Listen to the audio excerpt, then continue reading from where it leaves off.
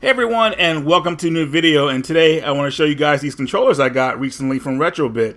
The first one I'm going to show you guys is a Legacy Gamecube controller.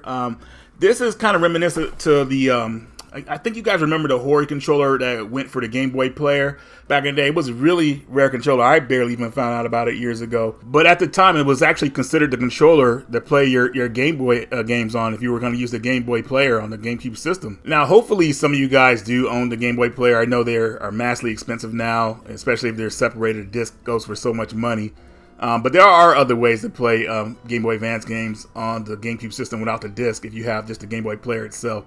But yeah, we could talk about that another time. But anyways, if you have access, if you're lucky enough to have access to a Game Boy player, I would say this is a pretty cool controller to have. Now, just a caveat, but I had a small problem with the controller. You know, I felt it was a little bit too light. You know, I just felt like it should have a little bit more weight on it. Maybe I could open this up and add a little bit more weight to it, but probably not. But anyways, just a little bit light. So, but still very sturdy, I would say. I would say a lot of people will actually like this controller. Now, in this next part of the video, I thought it'd be a good idea to show you guys me playing games with this controller. But I tried to go old school at first. I tried to set my camera up, and I had my GameCube monitor set up to go. But looking at the film of that, I said, you know what, I don't want to put anybody through that. So I just captured it on the regular TV. Yes, much better. Now, the first game I wanted to test out is Wade Hickson's Counterpunch. Controls in this game have to be precise because at a certain point in this game, I want to say a little bit before the middle, you fight a character named Mimi Lee, and she is super fast, and the controls in this game have to be precise if you're going to be able to get past her. Now, I used to be really good at this game back in the day, so I figured, you know, I still remembered a lot of stuff. So, I see me fight her here. The controls were precise, but I was just a little bit too slow on certain parts, and I almost got knocked out by her. But luckily, I did beat her the first time, so I felt pretty good about that. But she still was a tough customer.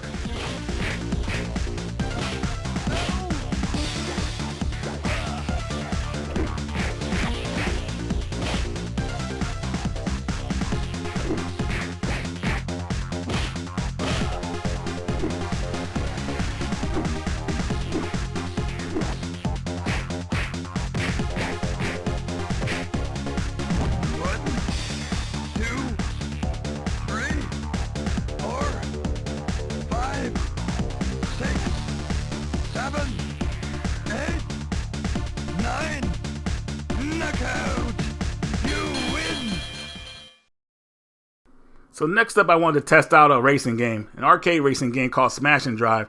I don't know if a lot of people heard about this game or even knew that it was on the Game Boy Advance, but I felt like this was the perfect game to test the controller. Now, the game is pretty chaotic, but I felt I did enough good driving with the controller. I got past the first race, my first time playing it, so I felt pretty good about that. And I didn't feel like the game was like all over the place. The controls were smooth, everything felt right, and it was a lot of fun. Now, I probably could have chose a better racing game, but I actually really like this game, so I went with this. Also want to give a shout out to my buddy John Houston. I did not know this game existed on the Game Boy Advance, and thanks to him, I got my complete in box copy of the game.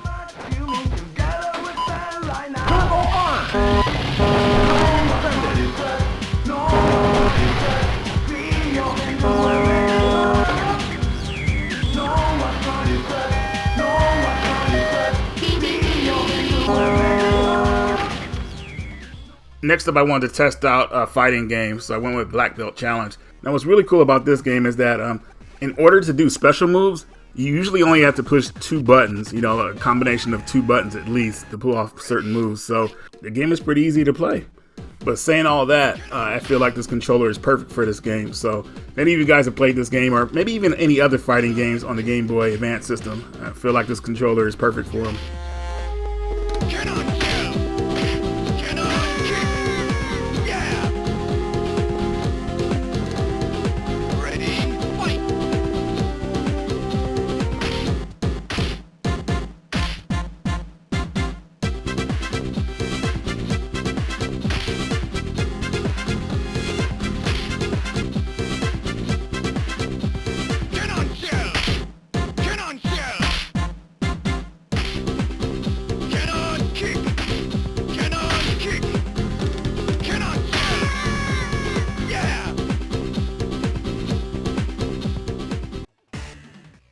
And next up is Invader.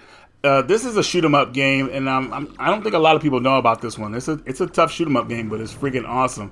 Now, I wanted to try my skills with this controller. I was doing pretty well until I wasn't doing pretty well. The thing about this game is that there's a lot of enemies on the screen, and not only are they shooting at you, but when you shoot them, like coins come out of them, and it's kind of distracting. Like there's so much stuff on the screen, you know, sometimes you just don't know where the bullets are coming from.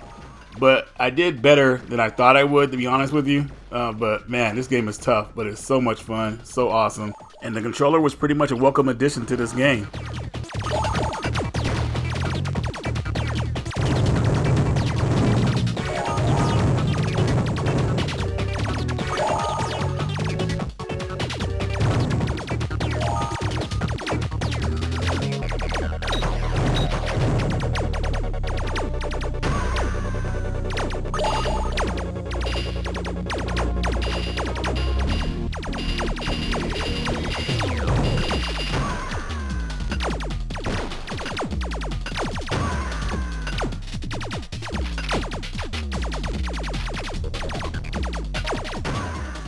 And next up is the Genesis Big6 controller. Now this is a wireless controller that plugs into the Sega Genesis, and it could plug into the Nintendo Switch, PC, or Mac.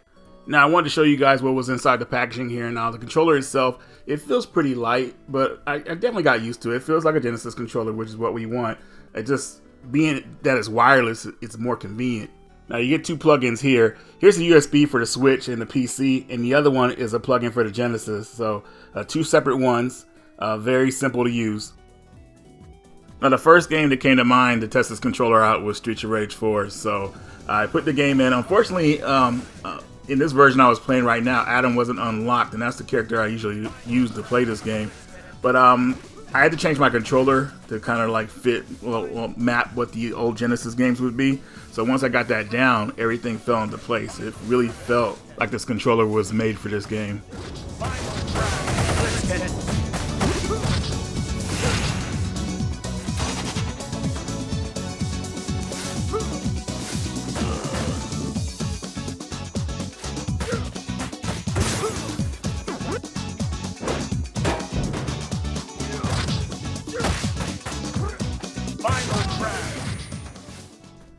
Alright guys, so I think the Genesis Big6 is a good controller. Definitely something you want to pick up, especially if you want something wireless, which I recommend to everybody. As far as the Legacy GameCube wire controller, I think it's a must-have if you have your GameCube hooked up, you know, with your Game Boy player. If you got that stuff ready to go, why not? The controller is only 20 bucks. It's definitely worth it. But anyways guys, that's all I got for you in this video. I will leave all links in the description of where you can purchase these from. Radical Reggie, and I will see you all later.